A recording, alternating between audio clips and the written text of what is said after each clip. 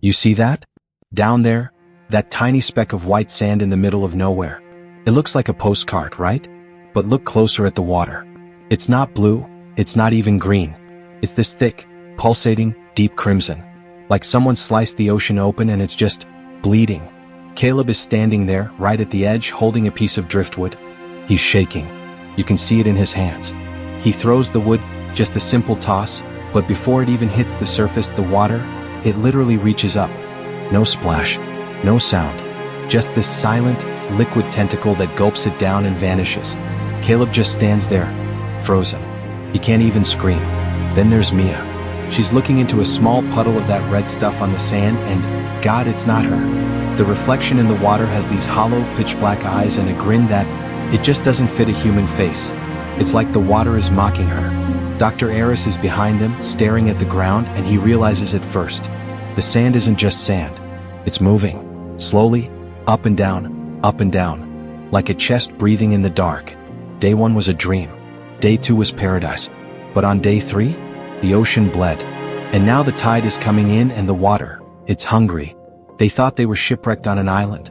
They didn't realize they were standing on a giant, living lung. How does a vacation turn into a biological nightmare? It all started with a red tide that broke every law of nature, but the real horror? That's what happens when the island finally exhales. Look, they didn't choose this. Nobody chooses to end up on a map dot in the middle of a crimson ocean. Caleb, he's the kind of guy who's seen too much. An ex-soldier with eyes that never stop scanning the tree line. Then there's Mia, always chasing the next adrenaline hit, and Dr. Aris, a man who knows more about the ocean than anyone should. Their charter boat didn't just hit a rock, it hit something invisible. 1 second they were laughing and the next, the hull just disintegrated. Like it hit a wall made of teeth. They washed up on this beach, gasping, shivering, but when they looked up, they forgot to breathe. The island was perfect. Too perfect. You know that feeling when a dream is so bright it starts to feel like a nightmare? That's this place. The sand is so soft it feels like walking on powdered silk. And the fruit? Mia cracked open something that looked like a mango and the juice was, it was like pure sugar. It was so sweet it made her teeth ache. Even the birds, they weren't just chirping. They were singing in this perfect, haunting harmony, like a choir. Caleb hated it immediately. He said it felt like a simulation. Like a cage painted gold just to keep the animals happy before the slaughter. Dr. Aris was the first one to snap out of the trance. He went down to the shoreline to check the tide and he just stood there. He realized there were no fish. No minnows in the shallows. No crabs scuttling under the rocks. Nothing. The water was dead quiet. He reached down and pulled a piece of red coral out of the surf, but as soon as his fingers touched it, he dropped it. He said it didn't feel like calcium or rock. It felt warm. It felt like wet velvet skin. It actually pulsed in his hand. Night fell, and that's when the hyper beauty started to rot. They were sitting around a small fire, trying to ignore the way the stars looked just a little too large when the sound started. It wasn't the wind. It was this low, heavy, rhythmic thump. Thump thump, thump thump. It wasn't coming from the forest. It was coming from deep, deep underground. It vibrated in their ribcages. Caleb put his ear to the sand and his face went pale.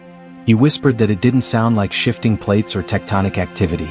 It sounded like a massive biological heartbeat. By the time the sun came up, the paradise felt like a trap. They walked back down to the beach, hoping to find something useful from the wreck. They found the steel hull of their boat, but it wasn't broken. It was melted. The heavy, industrial steel looked like it had been dipped in a vat of industrial cleaner. It was pitted, bubbling, and soft to the touch, like it had been partially digested by stomach acid. Aris looked at the sand beneath their feet and then at the red water, and he realized the island wasn't just a place. It was eating their only way home. Everything changed on the morning of day 3. It started with a mist, this thick, heavy red fog that rolled in off the horizon like a slow-moving wall of smoke. You couldn't see more than 2 feet in front of your face. Caleb kept his hand on his knife, Mia was shaking, and Dr. Aris, he just stood there, sniffing the air. When the fog finally cleared, the world was different. The crystal blue water was gone. In its place was this vast, metallic red expanse. It looked like a sea of mercury and rust. And the smell? God, the smell was everywhere. It was the scent of old iron, of blood, and a sharp electric ozone that made the back of your throat itch. Every breath felt heavy, like the air was turning into liquid. Aris didn't wait. He grabbed a glass vial and waited just far enough to scoop up a sample, his hands trembling. He looked at it under his portable lens and his face just dropped. It wasn't algae. It wasn't a chemical spill. It was alive. Millions, no, billions of tiny pulsating microorganisms. But they weren't just floating there. They were moving in perfect synchronization, like a school of fish but tighter, more deliberate. He whispered that it wasn't a tide at all. It was a swarm.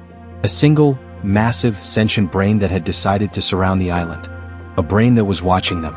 That's when the water started playing with them. It started with the predatory geometry. They were standing on the dunes when Mia pointed out toward the surf and screamed. The red water was rising, shifting, and it started to form a shape. It wasn't a wave. It was a perfect, life-sized replica of their charter boat. Every detail, the mast, the cabin, even the name on the side, all made of thick, shimmering red liquid. It sat there for a second, bobbing on the surface before it collapsed back into the sea. Then it happened again. This time, the water formed the shape of a person. A woman standing on the surface, reaching out her hand toward Caleb. It looked exactly like his mother. It was a lure. A biological trap designed to trick their brains into walking into the surf. Caleb couldn't sleep that night. He sat with his back against a palm tree, clutching his rifle, watching the red line where the water met the sand. He must have drifted off for a second. Just a second. When his eyes snapped open at dawn, he felt this freezing coldness near his toes. He looked down and his heart nearly stopped. The water had crept up the beach during the night. Miles past the high tide mark. It had stopped exactly 1 inch from his boots. It was perfectly still. No ripples. No movement. But it wasn't just the distance that terrified him. It was what the water had left behind. As the tide receded slightly, he saw marks in the wet sand. It wasn't a random pattern. It was a script. Human-like letters, carved with surgical precision by the receding flow. It was only one word, but it felt like a death sentence. It said, "Stay." The island wasn't just breathing anymore. It was talking. And it wasn't planning on letting its cells leave. By day 4, the paradise was gone, replaced by something much more calculated. The hunger was the worst part. Mia grabbed one of those sweet mangoes from the tree, the same ones that tasted like heaven 2 days ago. She sliced into it, but it didn't juice. It bled. This thick, dark fluid oozed out over her hands, smelling like a butcher's shop. They realized then, the island wasn't just growing food. It was feeding them, like a farmer fattens up cattle before the winter. Every bite of fruit, every sip of spring water, it was all laced with the island's own biology. They weren't survivors anymore. They were guests at a dinner where they were eventually going to be the main course. The tension between them was becoming a physical weight. Caleb wouldn't even look at Aris. He kept his hand on his holster, watching the doctor's every move. He suspected Aris knew that he'd seen this living geography before in some classified lab. And Mia? She was drifting away. She spent hours sitting by the shore, head tilted, listening to the red waves. She said she could hear it, the singing. Not birds, but a low, harmonic vibration coming from the crimson depths. She told them they were just parasites. Small, insignificant bugs crawling on the skin of a god that was finally starting to itch. Then came the hope, the cruelest thing this place could offer. A low hum started in the sky, a real engine, a rescue plane. A small, white seaplane was circling above, its wings catching the sunlight. They screamed.